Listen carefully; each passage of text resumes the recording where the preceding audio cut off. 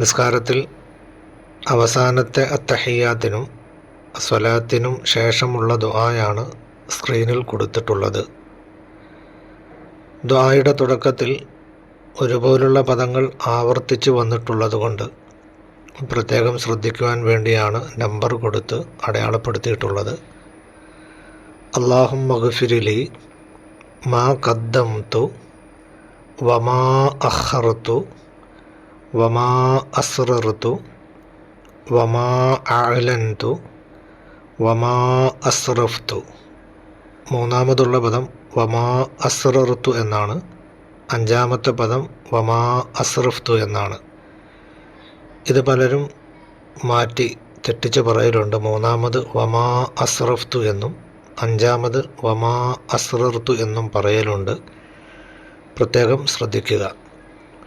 വമാ അൻത അഅലമു ബിഹി മിന്നി ഇന്നക അന്തൽ മുഖദ്ദിമു വ അന്തൽ മുഅഖിറു വ അന്തൽ മുഅഖിറു ലാ ഇലാഹ ഇല്ലാ അൻത അല്ലാഹുമ്മ ഇന്നി അഊദു ബിക മിൻ അദാബിൽ ഖബ്രി വമിൻ അദാബിൻ നാരി വമിൻ ഫിത്നത്തിൽ മഹ്യാ.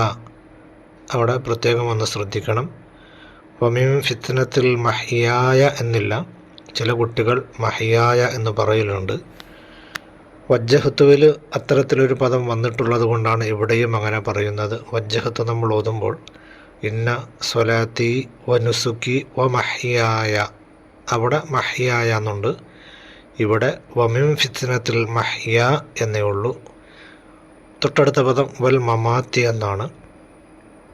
ഇവിടെ വൽ മമാത്തി എന്ന് പറയണ്ട. വജ്ജഹത്തുവിൽ ഇതേ പദം ആവർത്തിച്ച് വരുന്നുണ്ട്. വ മഹ്യായ വ മമാത്തി എന്നുണ്ട്. ഇവിടെ ദുആയിൽ വരുമ്പോൾ വൽ മമാത്തി എന്ന് നീട്ടേണ്ടതില്ല. വൽ മമാത്തി. വമിൻ ഫിത്നത്തിൽ മഹ്യ വൽ മമാത്തി വമിൻ ഫിത്നത്തിൽ മസീഹിദ് ദജ്ജാൽ. അവസാനത്തെ അത്തഹിയ്യാത്തിനും സ്വലാത്തിനും ദുആയിനും വേണ്ടി നാം ഇരിക്കേണ്ടത് തവറുക്കിൻ്റെ ഇരുത്തമാണ്. ഇപ്പോൾ ചിത്രത്തിൽ കാണുന്നത് പോലെയാണ്. ഇങ്ങനെ ഇരിക്കുമ്പോൾ തന്നെ പ്രത്യേകം ശ്രദ്ധിക്കേണ്ട ഒരു കാര്യം, നമ്മൾ ഖിബലയിലേക്ക് തന്നെ തിരിഞ്ഞാണ് ഇരിക്കേണ്ടത്. ചിലർ ഇരിക്കുന്ന സമയത്ത് നമ്മുടെ നെഞ്ച് മുഖമെല്ലാം ഖിബലയിൽ നിന്ന് ചിരിഞ്ഞു പോകാറുണ്ട്. അങ്ങനെ ഇരിക്കാതെ പ്രത്യേകം ശ്രദ്ധിക്കണം. നമ്മുടെ നെഞ്ച് മുഖമെല്ലാം ഖിബലയുടെ ഭാഗത്തേക്കാണ് വരേണ്ടത്. തവറുക്കിൻ്റെ ഇരുത്തം ചിത്രത്തിൽ ഇപ്പോൾ കാണുന്നത് പോലെ തന്നെ ഇരിക്കുക. അല്ലാഹു തആല നല്ല നിലയിൽ ഇബാദത്തുകൾ ചെയ്യാൻ തൗഫീഖ് നൽകി അനുഗ്രഹിക്കട്ടെ. ആമീൻ. അസ്സലാമു അലൈക്കും വറഹ്മത്തുള്ളാഹി വബറകാതുഹു.